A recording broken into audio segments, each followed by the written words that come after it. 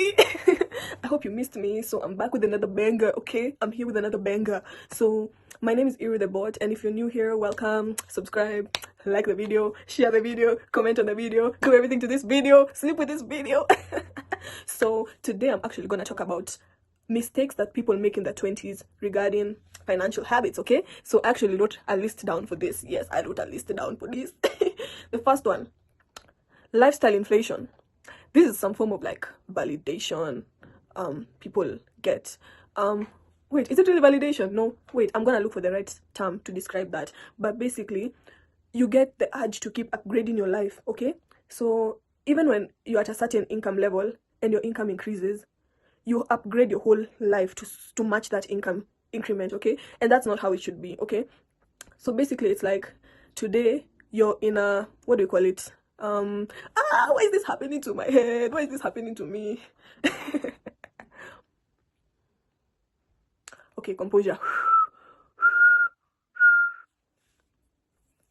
Okay, I think we're composed now. So basically, lifestyle inflation means that whenever something happens, like a salary increment, you try to upgrade your life to match that. So that, and you know, there's some people who keep on upgrading their life to match their new incomes, and they live from paycheck to paycheck, okay? So the thing is, I'm not saying that if you're a millionaire now you should go back to renting in a 2-bedroom house or something. I'm just saying be conscious of your money spending and everything, and also have a justification, have a purpose for you getting everything. Don't just get it because I want it and I have money, okay?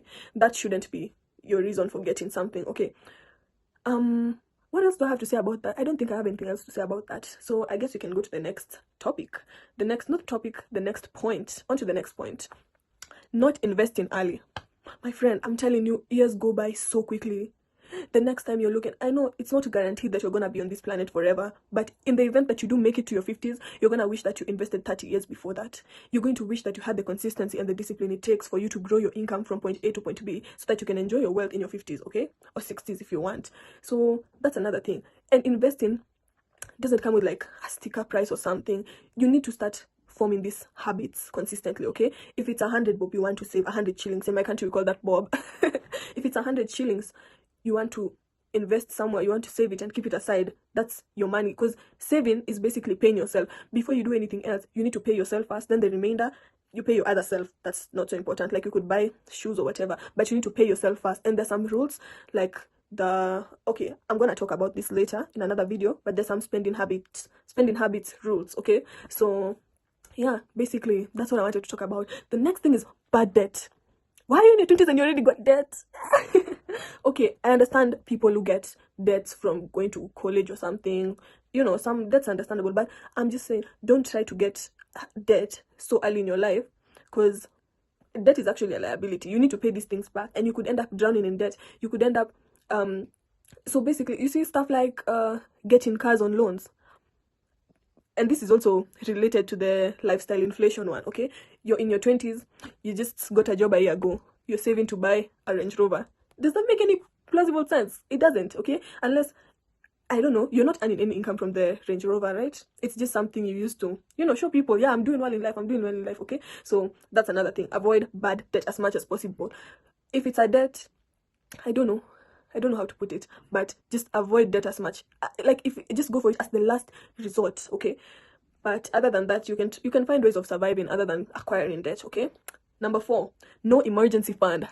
Hey, I don't know how much I can stress on this point, because like not having an emergency fund will get you so much embarrassment, and you could get into trouble and stuff like that. So basically, let me give you this scenario.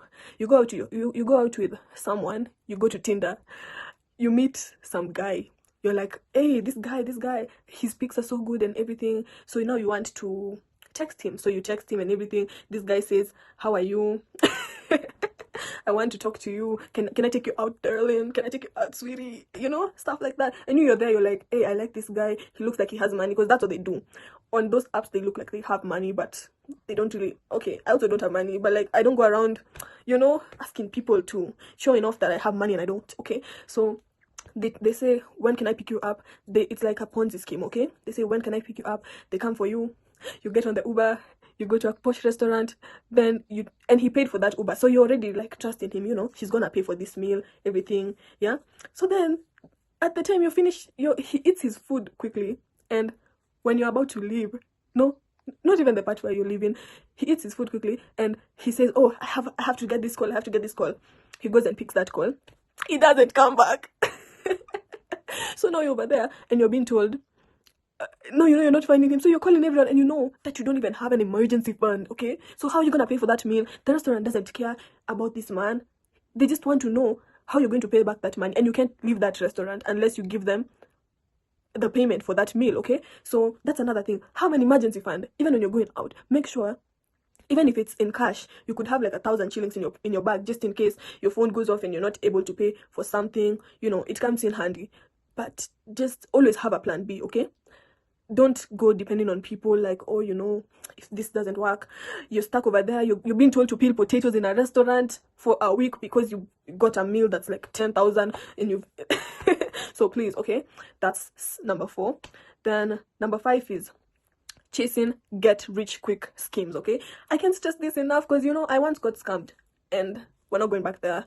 So basically, be very cautious about the information that you see online. People are going to lie to you. The other day on TikTok, I was seeing something. If you're Kenyan, you might relate to this, but I saw something on TikTok about was it the Nyota Fund? It's like a government grant that young people are given around 50,000 Kenya shillings. That's about $400, okay? So you're given that amount to, I think, start a business and something. I don't know if you're supposed to repay the government or it was like just a grant. So basically what transpired was that when you follow that whole scheme, and it was being advertised on TikTok with an account that had mentioned the name of a big bank, so it would make you think that it's credible, but it's not, because if you follow all those steps, you reach a point where you give in your details. That's the first bad thing. You give out your details, and one thing we never know is that you should not be giving out your data to strangers on the internet, okay? So try to safeguard your information, where you live, what are your full names, where do you go to school, you know, things like that. So try to safeguard that information as much as possible. So if you're already in that scheme, you put in your data, it takes you to a place where it starts telling you that you have an outstanding amount you're supposed to clear to the CRB or something. That's like where they take track of people who don't pay debts. So it was saying before you get this grant, you need to pay that amount.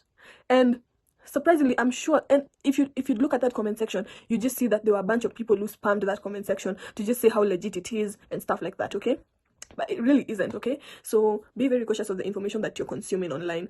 And before, let me tell you another thing. Have friends who you can ask if something is legit or not, okay? Because it's going to save you so much in terms of time and money, because you don't make decisions by yourself, especially if it's anything like before you get to the point where you're transacting and money is leaving your account.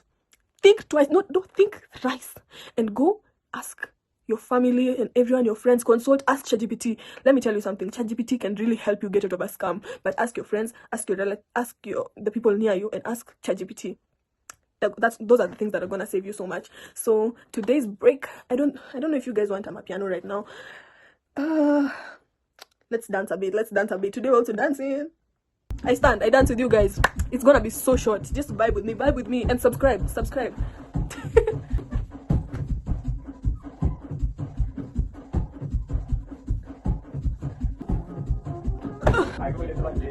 Woo.